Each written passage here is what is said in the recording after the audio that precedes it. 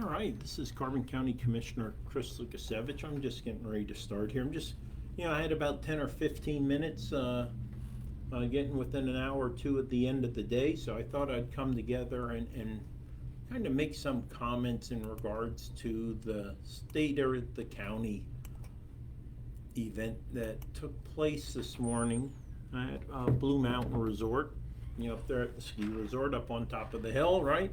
Out just outside of Palmerton, in Little Gap. So I'm just kind of moving things around here a little bit, and then I'm going to have a few minutes, some comments, or really it's my perception on the state of the quote-unquote the county. And I think most people know when I'm speaking about the state of the county, I'm talking about county with a capital C, and that's referring to the government of Carbon County. So I just got one or two more pushes here, and then I'm going to go ahead and get started on this beautiful low 80 degree sunny day here in Jim Thorpe, the seat of Carbon County. And again, I'm Carbon County Commissioner Chris Lukasevich, coming to you late in the afternoon from 2 Hazard Square here in my office in the Carbon County Administration building. And so what I wanted to do after sitting through, I probably went from about 8 o'clock this morning, had a little bit of a social coffee and stuff till 8:30, then till about 10:30. After sitting about 2 hours of perceptions on the state of the county, had LVHN, St. Luke's, Representative Dan Muser, a representative from Doyle Heffley's office, had one of my colleagues speak, Commissioner Notstein, had the director of Carbon County Technical Institute speak too, which was a very passionate, very good conversation or information that he presented. Matter of fact, I found him to be the most interesting and most enlightening, and partly maybe that was due to because I had the opportunity to tour both the new St. Luke's, which was about 8 months ago when that opened, and then the new LVHN hospital, and attend those openings. So I was pretty familiar with what St. Luke's and LVHN were doing here in Carbon County, which is just incredible. Imagine within a few miles of each other, we have 2 state-of-the-art hospitals opening within our county. Incredible, and I suspect there is nothing like it that has occurred in any other of the 3,006 counties in the United States of America, at least this year, to have such 2 state-of-the-art facilities open in such a short period of time. So let me talk about a perspective on the state of the county. For me, there are 2 truths when it comes to writing for, speaking to, or otherwise presenting to senior executives or senior decision makers, like those who were present this morning at Blue Mountain during the state of the county, right? And what I learned from my own briefings and presentations to senior leaders and executives: 1, put the bottom line up front, the bluff as it's referred to, and don't tell them what they want to hear. Tell them what they need to hear. And I'm passionately assertive, so you would expect nothing else from me than putting the bottom line up front and telling you or any individual what they need to hear, not what they necessarily want to hear. And a big difference. I often repeat this, but too few folks do understand. County commissioners do not run Carbon County. County commissioners run county government. That is, the Board of Commissioners manages and administers what is actually about 3/5 of quote-unquote what we believe or perceive to be county government. We definitely don't control the more than 64,000 residents living within this 387 square miles, subdivided into 23 lower political subdivisions that we refer to as municipalities, right? Townships and boroughs. So keep that in mind. Again, county commissioners don't run the county, we run county government. And I tend to refer to county government as the county, capital C.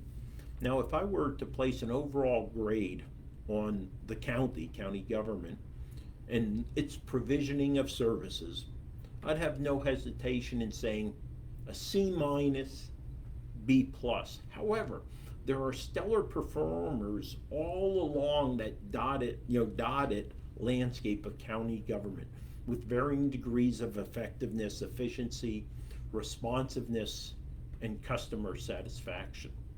And I'm going to get back to that here in a little bit. But sticking with the bottom line up front, I thought I'd give kind of insider's perspective of what I felt within the last 12 months for the most part, the most notable decisions made by this board of commissioners. Because keep in mind, the decisions we make more than anything else impact the state of county government, right? Comes decisions, comes repercussions, or some type of effect, right? I think not necessarily in order of priority or significance, but I think divesting of the county railroad, sale of the county railroad, it was an incredible liability. We did have some derailments even recently prior to the sale, had one in Nesquehoning. Fortunate no one was injured. It was no question, excuse me, that the county government didn't have the expertise to monetize the railroad. We owned it for decades, and literally $50,000 or $60,000 a year were coming in off that railroad. Wasn't even enough to maintain it. Critically important that has occurred in the last year was the hiring of some now seemingly indispensable leaders. And I say leaders because I really think we've been so fortunate. The hiring of the new warden, hiring of a new public defender, parking administrator, and going back a little bit further, the hiring of the children and youth director. We selected excellent leaders, and in the prison, public defender's office, parking, children and youth services, I sincerely and honestly believe we have grown leaps and bounds in our ability to provide our required services, right, in those realms. And it's all because of selecting the right leaders, not simply selecting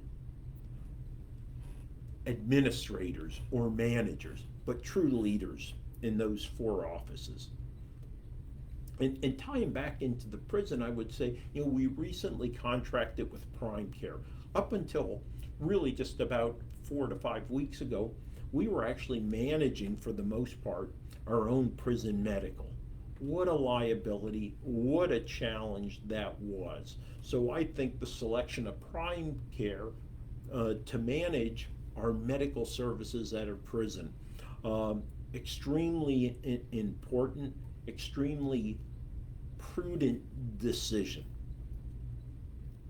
And lastly, an investment that we have made in our individuals, continuing to support training and education of our employees. I do not recall in the past 12 months any request for training or education coming across my desk or my colleagues that was not approved. From time to time there are always some questions maybe about the cost and that, but at the end of the day, I don't recall turning down an opportunity for an employee to attend training, be it in person or virtual. And this included, I think, some great leadership training. Leadership Carbon, which is run and managed by the Carbon Chamber and Economic Development Corporation. So right here, locally, all the way to NACO's, National Association of Counties, 12-week virtual leadership academy, which Colton Powell, former Secretary of State, former Chairman Joint Chiefs of Staff, plays an integral role in that leadership academy. So we're continuing to invest. So those are the kind of the four notable decisions that have had notable impact over the last 12 months and will continue into the future. So shortcomings, right? And you know, I am not averse to pointing out shortcomings and deficiencies, be it my own or in the organization in which I now serve and work. The lack of a county government strategic plan. Carbon County, the government, it has no vision, has no clear purpose, no method, lines of effort, no end state. And there's no question that without a strategic vision, without an operational design for my military friends, that purpose, method, end state, without that, you are rudderless, right? You're in a constant reactive mode. And that's what we are here in county government. There is no forward thinking, there is no forward planning. And in that light, associated with that is we continue to live and operate on a one-year budget plan, right? So in about August, September, we start the budget process for 2023. We'll finish it by Thanksgiving, publish it, and in December, before the end, December 31st, I believe it is, we have to have an approved budget. Doesn't have to be a balanced budget, but we have to have an approved budget. But that's it. So we're planning for 2023, but we're not looking out to 2024, 2025, 2026. And that is simple forecasting that can be done, right? You take estimates of increasing costs, the CPI, how much that's going to go up, the fact that certain vehicles will reach the end of its life cycle during that 4-year period, right? You can get a pretty accurate understanding of where your budget is going. And that would help at least start shaping the environment, informing the environment about maybe potential tax increases, or maybe ways you can continue to trim the budget or hold back some of the adverse impacts of, for example, inflation. But again, there's no forward thinking. So a big issue over the past 12 months. Grateful leadership. A friend of mine, Judy, who lives just up the street in the Purple House, wrote books on the power of acknowledgement and grateful leadership, right? Recognizing individuals, from a pat on the back to public pronouncements. I think we lack in county government grateful leadership. We don't publicly recognize individual achievement internal to county government. When it comes to us, we tend to highlight it. But we're not taking the initiative to acknowledge the great work that is being done in so many of the departments that fall under the Board of Commissioners, in the row offices, and in the courts.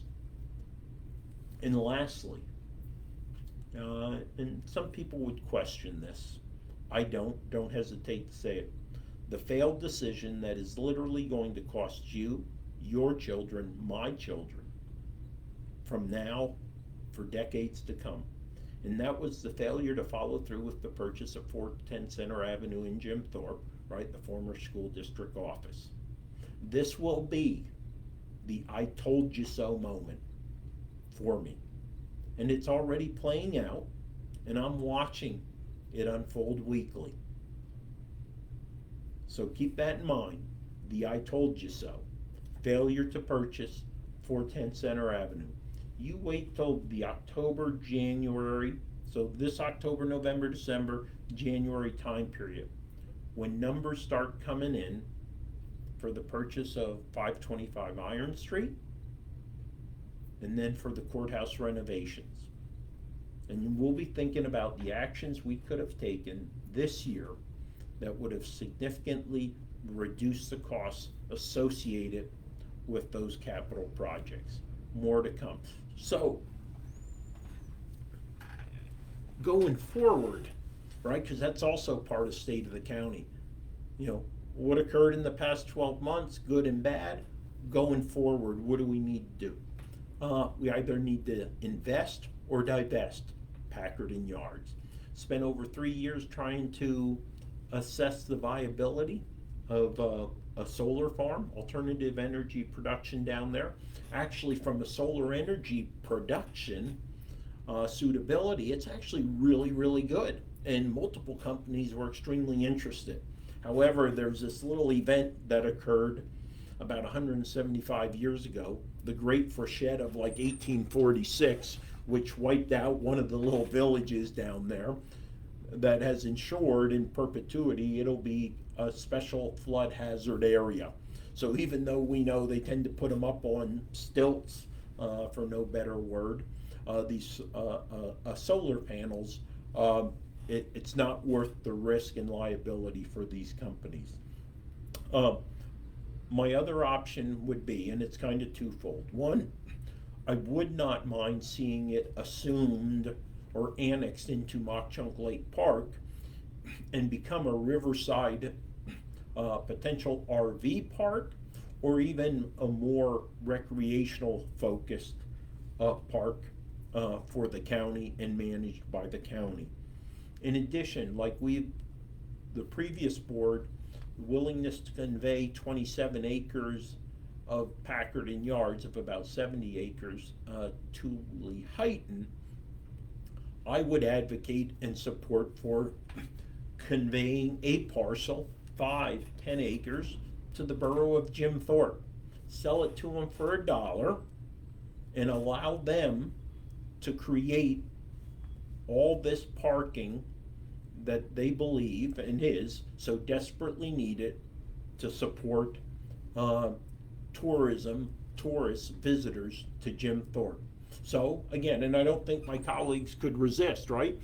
They're willing to give 27 acres to Jim Thorpe, 27 acres to Lehighton. I want to give 5 to 7, even 10 acres to Jim Thorpe.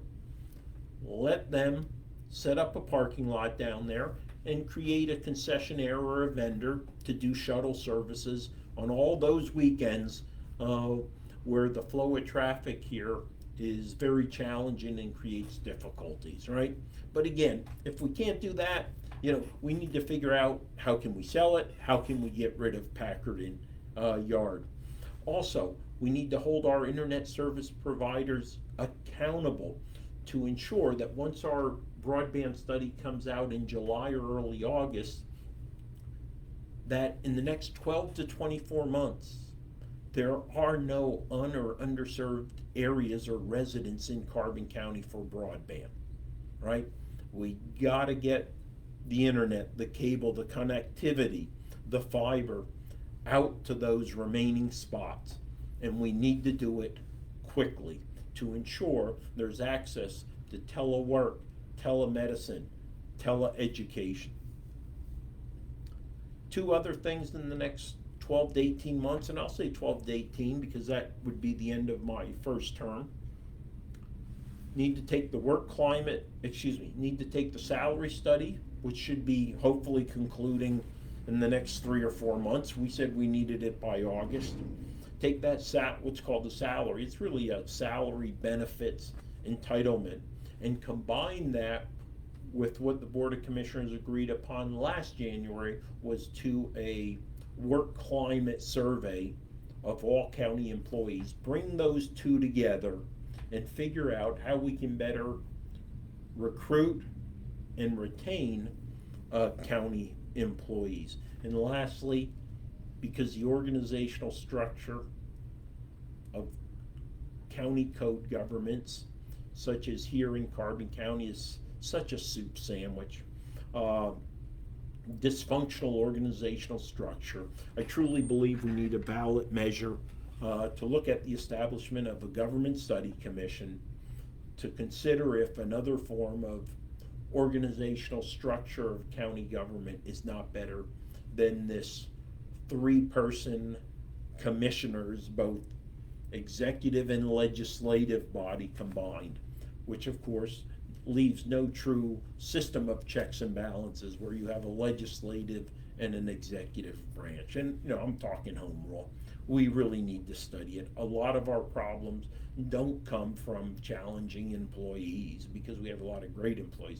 It comes from an organizational structure which just does not facilitate or create the conditions structurally, decision-making wise, for effective, efficient provisioning of county services.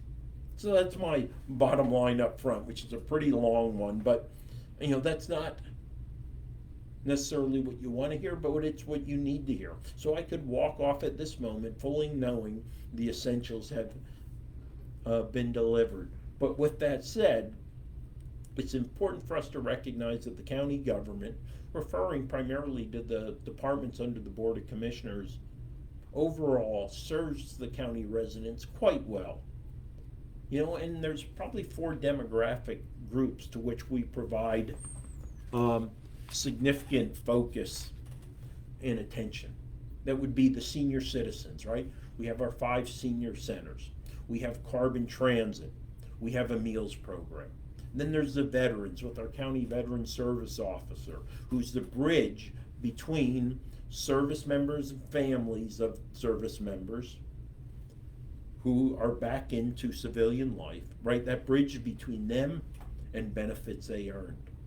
Then there's the abused or vulnerable children who are protected by the actions of Children and Youth Services. And yes, another focus group are the inmates, the 200 or so that are up in our prison.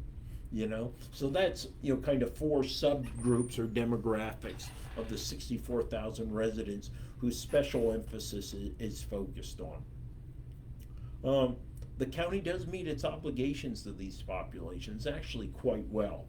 And this is often unseen and maybe overshadowed by maybe some of the regular touch points that county government has with its citizens, such as twice annual running of elections, also April, May, when the taxes for the county are published, or maybe even times when you have to dial 911, right?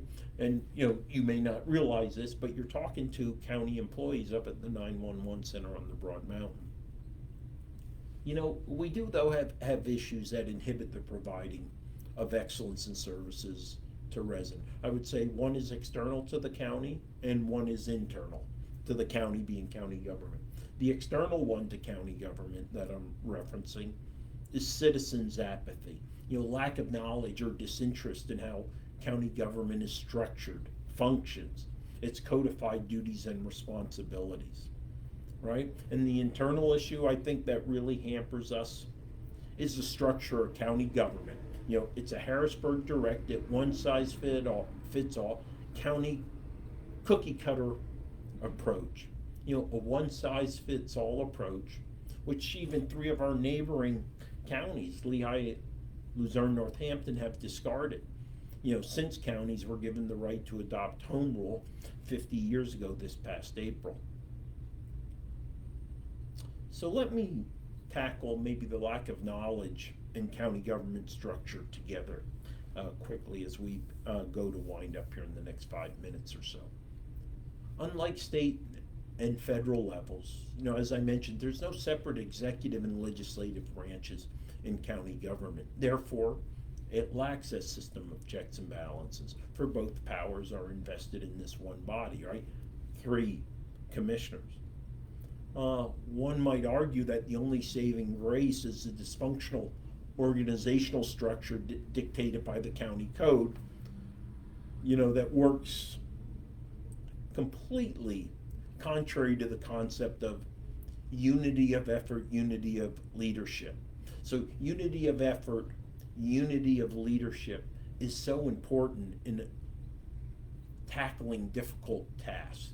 You don't have that in a county code of form of government. And I think many of you have heard this from me before, because the county is like, more or less 3 branches of the U.S. military without the Goldwater Nichols Act of 1986, right? So 3 branches, just over 400 employees providing varying degrees of citizen services, which have varying degrees of autonomy, and further fractured these 3 branches by 4 collective bargaining units and 1 quasi-collective bargaining unit, right? You have the Board of Commissioners and the 21 departments, about 240 employees under its authorities. Uh, you have two unions, ASME's Teamsters, uh, Correction Sergeants Memorandum Agreement, which is that quasi one. Then you have this other silo, which are the 9 row offices: Prothonotary, Clerk of Courts, Recorder of Deeds, Coroner, DA, etc. About 90 employees, and then finally the judiciary or the courts, about 72 employees, so just over 400 employees. So these latter two branches, right, the row offices and the judiciary or courts, they have this level of independence when it comes to hiring, firing, and office management, right? These are often referred to as 1620s rights, which greatly really inhibit unity of effort and unity of leadership. Did you ever notice during a commissioners meeting that we actually present 2 personnel reports? One we approve, that is the personnel report for the departments, 21 departments that fall under the Board of Commissioners, and one we simply acknowledge. That is for the appointments of courts and row officer employees. It's also, here's another example of, Board of Commissioners, right? We can't require employees of the row offices or courts to submit annual personnel evaluations. Can't dictate dress policies. Guys have to wear, button-down shirts and ties every day. Heck, we can't even compel the courts to comply with Act 67. We can't compel them to participate in a work climate survey. Some may say, well, they're not the row officers, they're the rogue officers, But again, work climate survey, why wouldn't you want to participate in that? Why wouldn't you want your employees to participate in an anonymous work climate survey? I don't know, but what it'll do, you'll receive a cookie cutter email saying, 1620 authorities, we manage our personnel and we don't want to participate. So again, being selfish, not looking out for what's best for the greater good. Need unity of effort, unity of command, or unity of leadership. You don't get it when there's 3 branches and not a Goldwater Nichols Act. So what happened? Goldwater Nichols Act in 1986, right? Signed into law, brought our Army, Navy, Air Force, Marines into a joint environment, right? Clearly given the Chairman, Joint Chiefs of Staff, Secretary of Defense authorities to synchronize and coordinate the efforts of our branches of the military. That's what you need here in county government. I do have to admit, though, that the commissioners do have the sole authority for budget approval, signing contract, and set the hours of operations.